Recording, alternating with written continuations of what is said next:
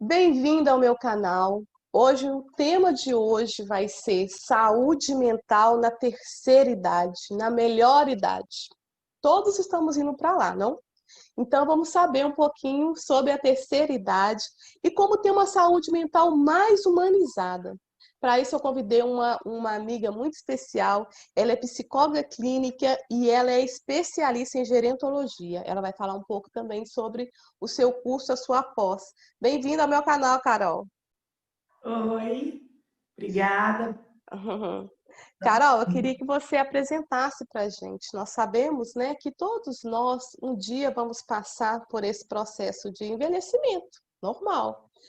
E nós sabemos que as pessoas têm assim um pouco de medo, ansiedade em relação a isso, e todos querem se cuidar, né? Eu quero falar aqui de um grupo muito legal, que é um grupo de pessoas, sabe, Carol? De amigas, chama Amigas para Sempre. São amigas, né, desde a infância e reencontraram na terceira idade e têm encontros anuais. Então, o que a gente pode fazer para ter uma melhor qualidade de vida na terceira idade, né? Mas antes disso, a Carol vai apresentar para a gente. Sim. Pois é, eu sou especialista agora, eu acabei de fazer uma pós-graduação em gerontologia. Eu sempre trabalhei com idosos, trabalhei em casas de acolhimento, que são ILPIs, e sempre lidei com esse público. É um público que eu amo trabalhar e existem várias curiosidades, né? Que às vezes as pessoas são levadas pelo preconceito e têm uma imagem diferenciada do idoso. Não entende realmente o que é o idoso, quem é essa pessoa, as dificuldades que essa pessoa está enfrentando, né? Nessa fase da vida. E as conquistas também, porque tem muita coisa boa para a gente falar sobre esse assunto. Isso mesmo. Eu tive a oportunidade de trabalhar com a Carol, uma dessas casas, né? E assim, realmente o trabalho dela é maravilhoso, assim, bem humanizado. E eu acho que isso que precisa, né, Carol? Um trabalho humanizado. Por mais que a gente é psicóloga, a gente lidar com a pessoa, né? E o que é lidar com essa pessoa, né? Então, Carol, vamos para a primeira pergunta. Como nós podemos ter uma melhor qualidade de vida na terceira idade?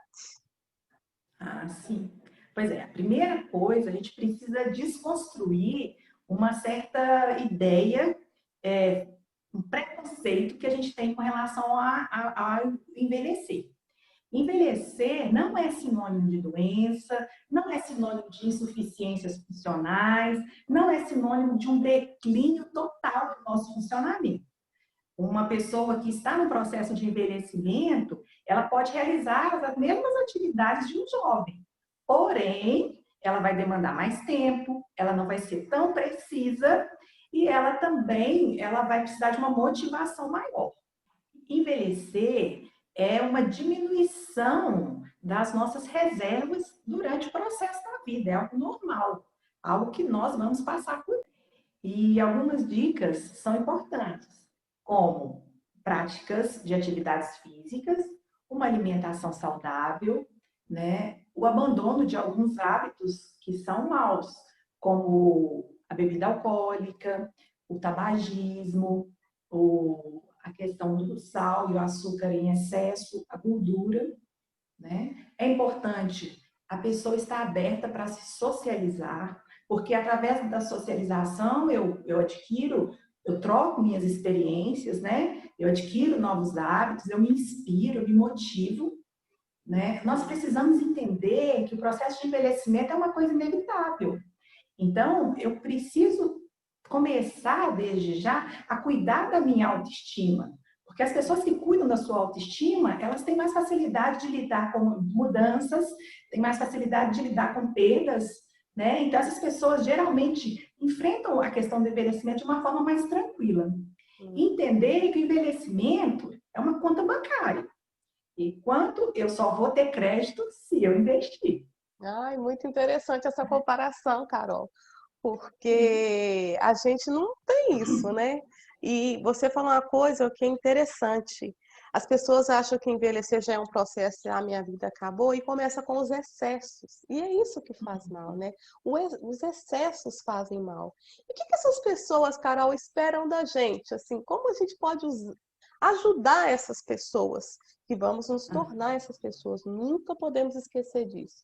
Você falou, né? É um processo natural da vida. O que essas pessoas esperam da gente? Pois é. Existe assim, rótulos que são colocados para os idosos que não são bacanas, que eles são, né, geralmente rotulados de pessoas teimosas e até de serem crianças, né? Na verdade, isso nada mais é do que eles colocando ali que eles têm o direito de tomarem as suas decisões. Eles têm a autonomia deles preservadas, né? E os jovens, ou os familiares, amigos, querem sempre chegar e já impor, não respeitando que aquela pessoa tem uma história de vida, né? Tem experiências grandiosas e ele é lúcido, ele precisa desse respeito, ele quer colocar o que ele pensa, a forma dele agir ou não. Então, essa questão mesmo da autonomia, ela deve ser preservada e ela é sinônimo de saúde emocional para o idoso, em todos os sentidos. Então, uma forma seria esse respeito em relação à autonomia do idoso. Excelente, porque muitas vezes, né, a gente vê, né, esse excesso de cuidado com o idoso e começa a ditar regras na vida dele, né? Então, assim, você não vai fazer mais isso que é ruim para você, você não vai fazer mais aquilo, mas a pessoa tem essa autonomia. E isso ajuda também na autoestima dessa pessoa. Nós sabemos que essas pessoas que têm uma autoestima mais elevada, ela vai se cuidar mais, né? Mas também tem um outro lado, né? Aquele idoso que chegou numa certa idade e já está dependendo das pessoas, estão em cama, né? Como é que essas pessoas que são cuidadoras, que nós sabemos que tem um desgaste, né? É cansativo estar ali sempre. Eu passei por isso com uma tia, você, algumas pessoas passaram por isso com um familiar.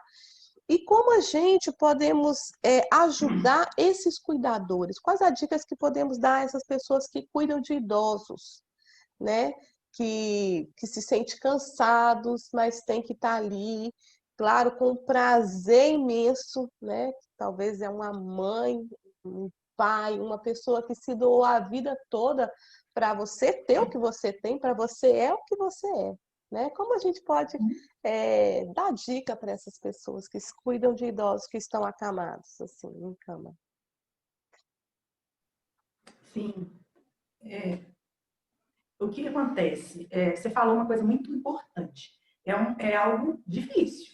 Cuidar, por mais que você ame, não é fácil, né? E esse idoso que está acamado é uma pessoa que está emocionalmente fragilizada, está dependente. Ou seja, ele pode ter comportamentos diferentes, comportamentos inadequados, né? Como pode agir de forma hostil. Então, o cuidador precisa entender que não é uma questão pessoal, é a condição daquela pessoa, né? É a condição que faz com que ela haja e reaja de algumas formas não muito bacanas, né? Da gente lidar. Mas esse cuidador também precisa lembrar que ele tem as suas necessidades, tanto físicas, espirituais, suas necessidades financeiras, suas necessidades de lazer. E às vezes a família elege uma pessoa, principalmente se a família for disfuncional, como aquela pessoa, ela é solteira, ela é desempregada, ela é calma, e joga essa responsabilidade para uma pessoa só administrar essa situação. Isso é muito complicado, porque o risco desse que cuida se transformar em um doente é muito grande. Então, ele precisa desse apoio o tempo todo, né? Ele precisa dessa supervisão. Se for uma pessoa, por exemplo, que não tem esse apoio da família, que ele procure uma associação, uma igreja, né? Para que o apoie tanto aconselhando quanto no cuidado mesmo. Uhum. Então, eu quero deixar essa dica para o cuidador, que ele peça socorro, Porque por mais carinho, por mais atenção e dedicação que você tenha, as condições físicas e emocionais vão vir, né? Vão sofrer de alguma forma. Isso é importante que a pessoa se atente para essa situação.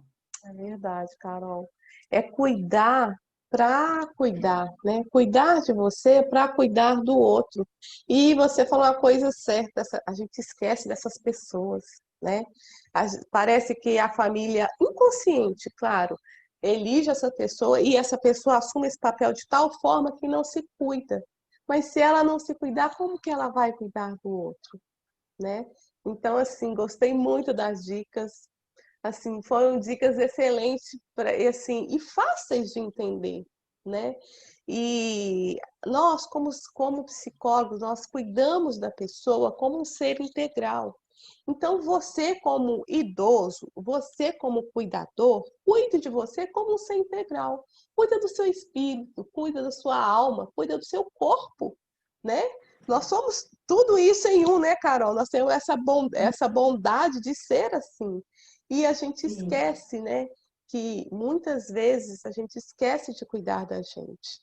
E, Carol, muito obrigada por sua participação.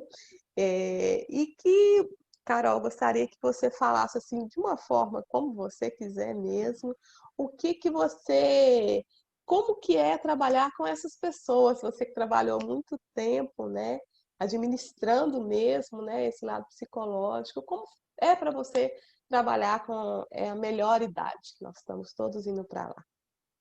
Sim, eu percebo, sabe, já, que a gente precisa levar a vida de uma forma mais leve. Muitas das pessoas que eu encontro são umas pessoas que, às vezes, hoje, por não poderem ter uma condição física, uma condição mais de, né, de decidirem por si, elas sempre voltam nesse assunto. Por que eu não perdoei mais? Por que eu não me diverti mais? Por que eu sempre estive presa em caixinhas que me colocaram, a padrões que me impuseram? Sabe? E aquelas pessoas que já viveram de uma forma mais leve, com mais alegria, tinham, né, que tinham mais amizades, que se entrosavam mais, são pessoas que lidam melhor com essa fase da vida. Hum. Entender que sabedoria, ela não é um acúmulo de anos vividos. Sabedoria nós podemos ter a partir de agora. É ver aquilo que me convém, ver aquilo que pode trazer um relacionamento melhor entre mim e a minha família, ou com aquelas pessoas que estão perto, né? E, assim, é uma dica bacana para que lá na terceira idade você encontre um tempo de paz, e aproveitar, né? Porque aí já não tem mais tanta cobrança, já não tem mais tantas situações para você responder. Então, é levar a vida de uma forma mais leve. Vida é um presente, né? Então a gente tem que aproveitar Exatamente. e viver cada momento, sem ressentimento do passado e sem preocupação do futuro hoje, agora, né? E Carol, você está fazendo atendimento online? Como é que está sendo aí com esse tempo? Sim, eu faço atendimentos online, não só para idosos, né? Apesar de eu ter essa especialidade, eu faço um atendimento clínico, mas, assim, estou à disposição para tirar dúvidas, para colaborar, inclusive com os familiares que precisam desse apoio, desse suporte, né? Em relação ao cuidado do idoso. E meu Instagram está lá disponível, eu falo de outros assuntos, além da questão dos idosos. Muito obrigada. Muito bom mesmo você ter aceitado o meu convite, né? E mais um reencontro. Todos os vídeos estão sendo excelentes reencontros. Então, se precisar, eu vou deixar o contato da Carol, o Instagram dela, e entre em contato mesmo. Ela tem muita experiência com isso, e ela realmente pode ajudar. E assim, Carol, brigadão por você ter participado. Eu que agradeço. Tchau. Tchau.